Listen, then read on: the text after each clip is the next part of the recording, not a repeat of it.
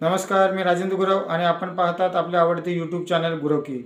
मित्रांनो, महाराष्ट्र मंत्रिमंडळाचा विस्तार झाला होता, पण त्यांना पोर्टफोलिओ कुठलाच दिला गेला नव्हता आणि आज तो पोर्टफोलिओ मंत्र्यांना दिला गेला किंवा ते खाते त्यांना दिलं गेलं.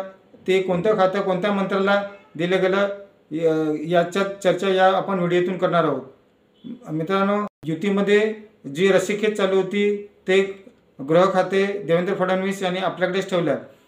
कुठलाही मुख्यमंत्री गृह खाते हे आपल्याकडेच ठेवतो, त्याप्रमाणे देवेंद्र फडणवीस यांनी गृह खाते पुन्हा एकदा आपल्याकडेच ठेवलं. एकनाथ शिंदे यांना नगरविकास आणि गृहनिर्माण खातं देण्यात आलं, कारण एकनाथ शिंदे हे नगरविकास खाते जवळजवळ 15-16 वर्ष त्यांच्याकडेच खातं आहे. त्याच्यामुळे त्यांचा त्या पोर्टफोलिओवरती त्यांचं किंवा त्या विभागावरती त्यांचा होल्ड आहे. त्याच्यामुळे नगरविकास आणि गृहनिर्माण हे ॲडिशनली खातं त्यांना देण्यात आलं. आणि अजित पवार यांच्याकडे परत एकदा अर्थ खातं देण्यात आलं आणि ॲडिशनल त्यांना राज्य उत्पन्न शुल्क हे खातं त्यांना देण्यात आलं. चंद्रशेखर बावनकुळे यांना लॉटरी लागली असं असं म्हणणं आहे की चंद्रशेखर बावनकुळे यांना महसूल खातं देण्यात आलं किंवा त्याला रेव्हेन्यू मिनिस्ट्री असं म्हणतात, की हे एक महत्त्वाचं खातं आहे, ते चंद्रशेखर बावनकुळे यांना देण्यात आलं. राधाकृष्ण विखे पाटील यांना जलसंधान हे खातं देण्यात आलं. हनीफ मुश्रीफ यांना एक लॉटरी लागली असं म्हणतोय, त्यांना वैद्यकीय शिक्षण खातं देण्यात आलं. चंद्रकांत पाटील यांना सेम पोर्टफोलिओ जो लास्ट मंत्रिमंडळामध्ये होता तोच उच्च शिक्षण आणि तंत्रशिक्षण हे पोर्टफोलिओ देण्यात आला. दुसरं गिरीश महाजन यांना जलसंपदा हे खातं देण्यात आलं. गुलाबराव पाटील यांना सेम पाणी पुरवठा तेच खातं त्यांना रिटेन करण्यात आलं. धनंजय मुंडेंकडून कृषी काढून त्यांना अन्न व नागरी पुरवठा खातं देण्यात आलं. दुसरं दादा भुसे हे ज्यावेळेला देवेंद्र फडणवीस मुख्यमंत्री होते, युतीचं सरकार होतं, तेव्हा दादा भुसेंकडे कृषी खातं होतं आणि राष्ट्रवादी काँग्रेस ज्यावेळेला परत युतीमध्ये आली त्यावेळेला त्यांच्याकडून ते कृषी खातं काढून धनंजय मुंडेंकडे देण्यात आलं. पण या मंत्रिमंडळामध्ये दादा भुसे यांना शालेय शिक्षण जे गेल्या मंत्रिमंडळामध्ये दीपक केसरकर यांकडे होतं, दीपक केसरकर यांना या मंत्रिमंडळात स्थान न मिळाल्यामुळे दादा भुसे यांना शालेय शिक्षण हे खातं देण्यात आलं. दुसरं म्हणजे गणेश नाईक यांना वन खातं देण्यात आलं, कारण गणेश नाईकांनी वन खातं पहिल्यांदाही त्यांनी ते युतीचं सरकार होतं त्यावेळेला ते खातं त्यांच्याकडे होतं. दुसरं संजय राठोड यांना माती आणि पाणी परीक्षण हे खातं देण्यात आलं. मंगल प्रभात लोढा यांना कौशल्य शिक्षण किंवा त्यांना HRD मिनिस्ट्री त्यांना देण्यात आली. उदय सामंत यांनी वापस उद्योग मंत्री किंवा उद्योग खातं त्यांच्याकडे व मराठी भाषा हा ॲडिशनल त्यांच्याकडे चार्ज देण्यात आला. जयकुमार रावल यांच्याकडे विपणन म्हणजे हे खातं देण्यात आलं.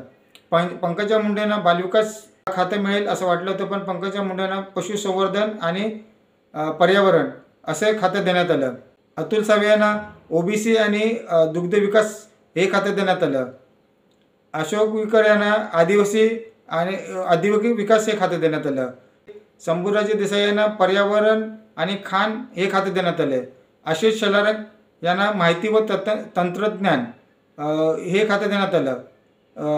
आदिती तटकरे यांना सेम जो लास्ट टाइमला जो पोर्टफोलिओ होता तोच पोर्टफोलिओ महिला व बालविकास, कारण लाडकी बहीण योजना त्यांनी चांगल्या प्रकारे राबवली, त्याच्यामुळे आदिती तटकरे यांना पुन्हा एकदा महिला व बालविकास हे खातं देण्यात आलं. पुढचा शिवेंद्रराजे भोसले यांना एक सार्वजनिक बांधकाम हे किंवा त्याला PW आपण म्हणतो, PWD हे डिपार्टमेंट त्यांना देण्यात आलं. दुसरं माणिकराव कोकाटे जो धनंजय मुंडे यांचा लास्ट मंत्रिमंडळामध्ये जे पोर्टफोलिओ होता कृषी, तो माणिकराव कोकाटेंना कृषी हे खातं देण्यात आलं. जे नरहर झिरवळ यांना अन्न व औषध प्रशासन हे खातं देण्यात आलं. त्यांना लॉटरी लागली असा माझा अंदाज आहे आणि ते खातं ते किती सक्षमपणे पेलू शकतात बघण्यास एक मजा आहे. संजय शिरसाट हे गेल्या टायमाला जे सिनियर युतीचे मंत्री असून सुद्धा त्यांना डावलले गेलं आणि या टायमाला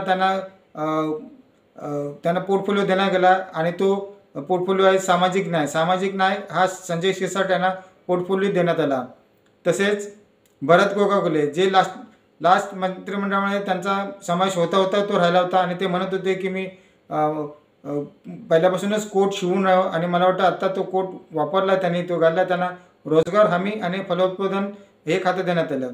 मी ज्याप्रमाणे म्हणालो होतो की एक सेपरेट मी तयार केला होता की या मंत्रिमंडळामुळे निलेश राणेंना कॅबिनेटचा पोर्टफोलिओ मिळेल आणि तो पर्यटन मिळेल असा माझा अंदाज होता किंवा पण या टायमाला त्यांना त्या आसपास जाणारा जो पोर्टफोलिओ आहे मत्स्य आणि बंदर हा पोर्टफोलिओ देण्यात आला. प्रताप सरनाईक यांना मोठी जबाबदारी दिली गेली की जे डबघाईला आलेलं परिवहन खातं आहे ते परिवहन खातं पुन्हा एकदा प्रॉफिटेबल कसे करतील त्यासाठी प्रताप सरनाईक यांना परिवहन खातं हे देण्यात आलं आहे. बाबासाहेब पाटील यांना सहकार किंवा कॉपरेटिव्ह सेक्टरचं खातं त्यांना देण्यात आलं. मंदार पाटील यांना मदत आणि पुनर्वसन हे खातं देण्यात आलं आहे. तसेच संजय साखरे यांना वस्त्रोद्योग किंवा त्याला टेक्स्टाईल इंडस्ट्री त्यांचं खातं देण्यात आलं आहे. आकाश मुंडकर यांना कामगार हे खातं देण्यात आलं आहे. असे हे टोटल 36 कॅबिनेट मंत्रींना हा असं पोर्टफोलिओ दिलं. तसेच 6 राज्यमंत्री गेले. त्यामध्ये योगेश कदम ज्यांना लास्ट मोमेंटलाच मंत्रिमंडळ सामावून घेण्यात आला की ज्यामुळे रामदासभाई कदम हे नाराज होऊ नये म्हणून त्यांच्या मुलाला राज्यमंत्रीपद देण्यात आलं आणि राज्यमंत्रीपद देताना त्यांच्याकडे गृहराज्य शहर हा पोर्टफोलिओ देण्यात आला. तसेच पंकज भोर यांना गृहनिर्माण खातं हे राज्यमंत्री म्हणून त्यांना देण्यात आलं. माधुरी मिसाळ यांना बऱ्याचशा सामाजिक अल्पसंख्याक खाते, सामाजिक न्याय, शिक्षणचं जो राज्यमंत्र्याला जो पोर्टफोलिओ असतो तो त्यांना देण्यात आला. आशिष जयस्वाल यांना अर्थनियोजन हा स्टेट मिनिस्टरचा पोर्टफोलिओ देण्यात आला. इंद्रनील नाईक यांना लोटरी लागली आहे. इंद्रनील नाईक यांना पण राज्यमंत्रीचा दर्जा मिनिस्टर करण्यात आला आणि त्यांच्याकडे उच्च आणि तंत्र शिक्षण हा पोर्टफोलिओ देण्यात आला. तर अशा प्रकारे महाराष्ट्राच्या मंत्रिमंडळामध्ये ह्या विविध आमदारांना किंवा मंत्र्यांना हा पोर्टफोलिओ देण्यात आला. आता कोण कुठल्या पोर्टफोलिओला कुठला मंत्री जस्टिफाय करतो हे पुढच्या 1-2 वर्षामध्ये पाहणे रंजक ठरणार आहे. कारण असं म्हटलं जातं की आता जो कॅबिनेट जी बसली आहे किंवा ज्यांना आता मंत्री केलं आहे ते 2.5 वर्षासाठीच असतील आणि 2.5 वर्षामध्ये त्यांना परफॉर्मन्स देण्याची गरज आहे. आणि हे ते कुठल्या प्रकारे परफॉर्मन्स देतात की ज्या प्रकारे ते पुढे रिटेन नेक्स्ट 2.5 इयरला असू शकतील. त्यामुळे सगळ्याच मंत्र्यांना ज्यांना पोर्टफोलिओ दिला आहे त्यांना आपल्या खात्यावरती दबदबा निर्माण करावा लागणार आहेत आणि महाराष्ट्र देशामध्ये अग्रसर कसं राष्ट्र बनेल याचा विचार करावा लागणार आहे. त्यासाठी वेगवेगळ्या विविध योजना त्यांना आपापल्या खात्यामध्ये राबवणं पडणार आहेत. आणि ते कसे राबवतात हे संपूर्ण महाराष्ट्र आता पाहणार आहे. मित्रांनो, असं हे खातेवाटप मंत्र्यांना दिलं गेलं आहे. हा व्हिडिओ आपल्याला कसा वाटला असेल, तो आवडला असेल तर लाईक करा, शेअर करा आणि आपल्या मित्रपरिवाराला पाठवा. आणि गुरव की या माझ्या यूट्यूब चॅनलला सबस्क्राईब करायला विसरू नका. धन्यवाद.